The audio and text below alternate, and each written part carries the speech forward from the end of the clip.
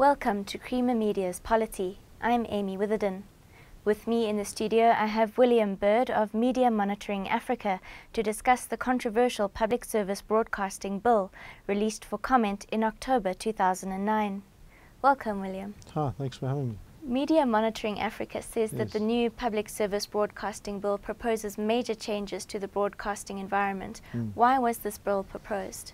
I'm not actually sure why they proposed it. They shouldn't have proposed it, is the short answer to that question. It was proposed because there's some severe crises at our public broadcaster which have to be addressed, but the means of solving those or seeking to address those by introducing not just a draft bill but a bill has been a most unfortunate development. It's effectively usurped an idea of a long, much needed policy review process, which is what we really do need in order to address our broadcasting sector.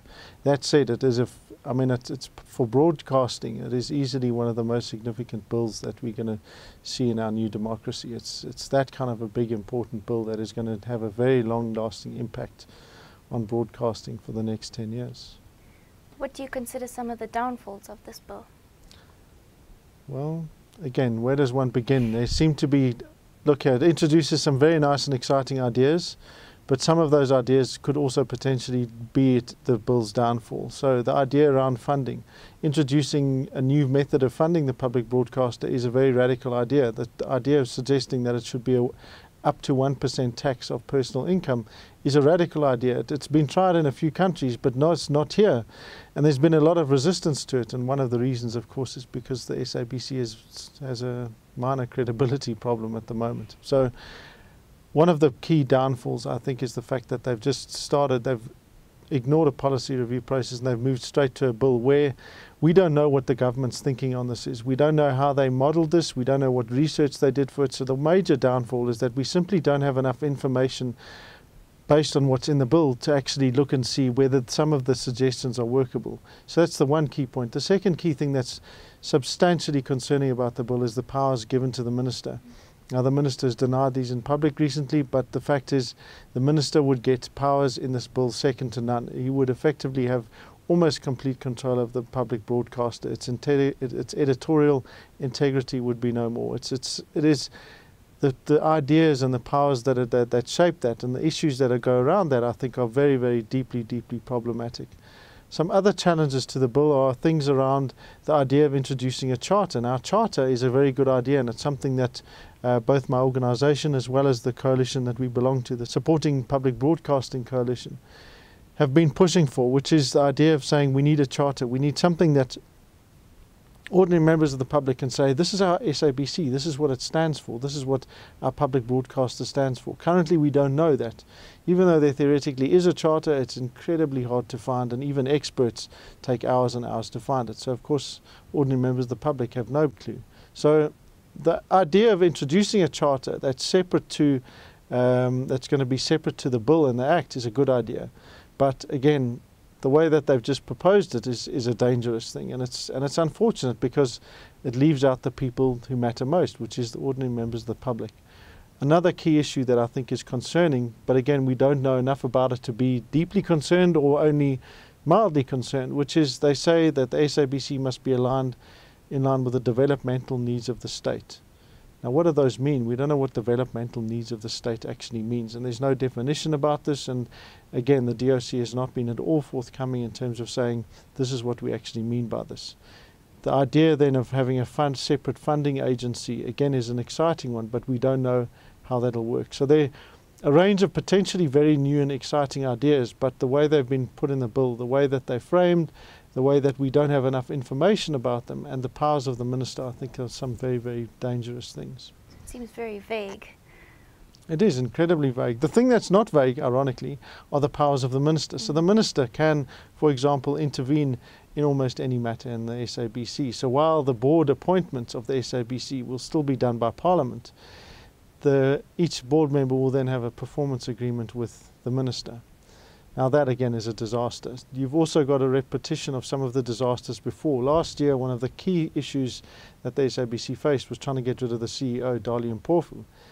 And they found that they couldn't because the current Broadcasting Act says that in fact it's not the board that can fire the CEO, it actually has to be the minister.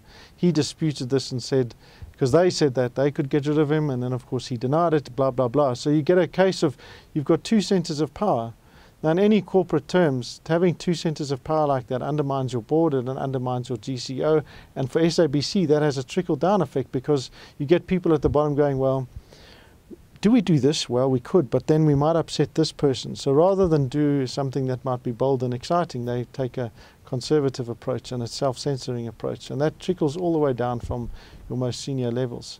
So that repeating those kinds of mistakes, those basics and fundamentals, is quite specific in the bill, but they're very, very unfortunate.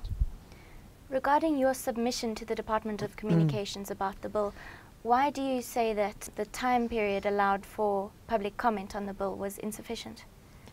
Well, a number of reasons actually. The first is that since we've been looking at addressing the needs of the SABC, so when we had a crisis meeting and then a whole lot of organisations, NGOs, academics came together in June 2008, we said we need a policy review process because clearly the models that are existing aren't working. The advantage of a policy review process is that you take back all the issues, you look at the policy, and then you debate, you discuss, you push things around. There's a green paper, white paper process that allows for significant public engagement and involvement. Now, the reason this is so important in this instance is that broadcasting affects every single person in this country. The way the majority of people get their news in South Africa is through the public broadcaster. So it's a bill that is going to affect the majority of South Africans, the overwhelming majority. Now, instead of doing a policy review process, they issued a series of questions. They allowed a 4-week period for response to that, which was then extended again to 6 weeks. But those were 70 questions. So it wasn't a position paper. It was about asking from members of the public what their views were. And then straight after that, they then issued a bill. Not a draft bill, but a bill, which again was a very, very unusual move and quite unprocedural, I think, and certainly in terms of getting public engagement, it was very, very prohibitive. And then they said they've got a 4-week period for comments. Yet in this bill, you're introducing not only new funding models, new charters, but you're also incorporating community radio. Now, if you're talking about something that's going to have a direct impact on every single person in this country, you cannot possibly even remotely suggest that 4 weeks is a sufficient period for people to say, this is what the bill stands for, this is what we think, this is what we like, this is what we don't like. Especially when you're talking about things that are quite abstract. You're talking about a funding model. You have to take those things down for ordinary people and say, this is what a funding model of this nature would mean. This is how we propose funding it. It means in your home you're going to pay tax, or you aren't going to pay tax, or it means these and these. You have to go through all the permutations. You have to say, the charter says this, do you agree? What do you think? So there are any number of things that you really need people to sit down, think about, and critically you want their views and opinions on. Because if we don't get ordinary people's views and opinion on the SABC, it'll continue to lose credibility, it'll continue to have a loss of, or no sense of public ownership. And that again is a tragedy for our democracy, not only for the SABC, but for all broadcasters. So this is something that really, really is vitally important. So that short period, which they then extended, of course the big joke about that was that they released this bill at the end of October and allowed a 4-week period, which took us to early December, and they then extended that period to the 15th of January. Which ordinarily would be a significant extension, except that we know that in South Africa, the festive season, the majority of people are on holiday, people are on leave, no one's at work. Government isn't even at work largely, except for the urgent services, So it wasn't as though there was a period of extensive public consultation. The DOC has not gone around and had extensive public consultations and hearings on this. So on that basis alone, I think it is deeply, deeply problematic. What is the process now of the bill's progression? Well, again, what we're hoping for as NGOs and again as supporting Public Broadcasting Coalition is that we're hoping that the Minister will see that they can amend certain things in a bill which will restore and fix certain crisis level things at the SABC, and that they could do by passing a few very small amendments to the existing broadcast amendment bill. We'd then hope that they would then have a full policy review process so that we can plan these things, make sure that they're all in line with South Africa's broadband policy, with their content development policy, which they also released towards the end of last year. So there are all these things floating around, and yet there's very little synergy between them, or very little sort of sense of logic flow between them. So that's what we would hope for. However, the minister stated is that they're going to take in the comments. They're going to then They're going to then release another bill, which will then be taken to cabinet, and then theoretically it'll then be approved by Parliament. So it's looking as though we're going to get one more chance as members of the public to input into this bill, which means that unless there's substantial changes to it, which are very unlikely on that level, that again the public are going to be left largely in the dark on this, and in terms of getting some sense of public broadcasting back, that's going to be a major backward step for us. Thank you, William. Okay, thanks. That was William Bird of Media Monitoring Africa speaking on the Public Service Broadcasting Bill.